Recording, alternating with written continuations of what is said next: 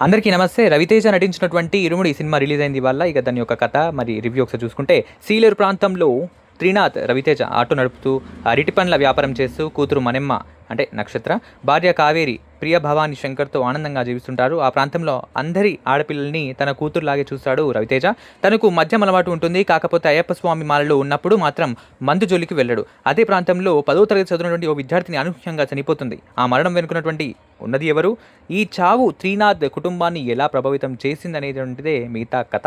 ఇక విశ్లేషణ చూసుకుంటే, తెలుగులో చాలా క్రైమ్ థ్రిల్లర్స్ వచ్చాయి. కాకపోతే కుటుంబ అయ్యప్పమాల నేపథ్యంలో ఒక్క ఎమోషనల్ థ్రిల్లర్గా 'ఇరుముడి' ప్రత్యేకంగా కనిపిస్తున్నది. ఇక సినిమా కథ ప్రారంభం ఓ స్కూల్లో టీచర్ సస్పెండ్ అవ్వడంతో మొదలవుతుంది. ఆ తర్వాత కుటుంబం మణెమ్మతో ఉన్న ఎమోషనల్ బాండింగ్ను ఎస్టాబ్లిష్ చేయడానికి కొంత సమయం పడుతుంది.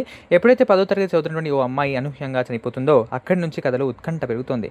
అది విరామానికి వచ్చేసరికి ప్రేక్షకుల్లో మరింత ఆసక్తి, ఎమోషనల్ కలిగిస్తుంది. ఇక ఈ కథను దర్శకుడు హ్యాండిల్ చేసిన తీరు ఆకట్టుకుంటోంది. ఇక ఈ సినిమాల ట్విస్టులు కూడా మస్తు ఉన్నాయి. ఇక అలాగే ప్రీ క్లైమాక్స్కు ముందు కాస్త సాగదీసినట్టుగా అనిపిస్తున్నప్పటికీ కూడా క్లైమాక్స్ను మాత్రం బలంగా రాసుకున్నారు. అదే సమయంలో ఆ క్లైమాక్స్ మనసును కలిచివేస్తుంది. ఒక హార్ట్ టచింగ్ ఎమోషనల్ ఫ్యామిలీ డ్రామాగా కథను దర్శకుడు శివ నిర్వహణ నడిపించారు. అదే సమయంలో ఒక బలమైనటువంటి సందేశం కూడా ఇచ్చారు. ఆ సందేశం ఖచ్చితంగా గుర్తు పెట్టుకొని పాటించదగినట్టుగా ఉంటుంది. ఇక హీరో హీరోయిన్ల నటన చూసుకుంటే, రవితేజ తన మాస్ ఇమేజ్ను పక్కన పెట్టి పూర్తిగా ఎమోషనల్ క్యారెక్టర్లో నటించారు. త్రినాథ్ పాత్రలో ఆయన పర్ఫార్మెన్స్ చాలా కొత్తగా ఉంటుంది. ఒకవైపు ఎమోషనల్ తండ్రిగా, మరోవైపు మద్యానికి బానిసినటువంటి వ్యక్తిగా, ఒకవైపు అయ్యప్పమాల వేసుకున్నటువంటి భక్తుడిగా, చివరిలో ఒక తండ్రిగా తన పాత్రలో చాలా పరిణితితో కనబడిచారు. ఇక అదేవిధంగా అలాగే మణెమ్మ పాత్రలో చేసినటువంటి బేబీ నక్షత్ర పాత్ర కూడా చాలా ఎమోషనల్గా ఉంటుంది. క్లైమాక్స్లో ఆ పాత్ర కంటతడి పెట్టిస్తుంది. ఇక రవితేజ భార్య పాత్రలో కనిపించినటువంటి ప్రియ భవాని శంకర్ పోసినటువంటి కావేరి పాత్ర కూడా చాలా హుండాగా అనిపిస్తుంది. ఆ పాత్ర ఈ సినిమాకు కావాల్సినటువంటి ఎమోషన్ యాడ్ చేస్తుంది. ఇక గురుస్వామి పాత్రలో చేసినటువంటి సాయి కుమార్ పాత్ర ఆయనకు చాలా కొత్తగా, అదే సమయంలో ప్రభావవంతంగా ఉంటుంది.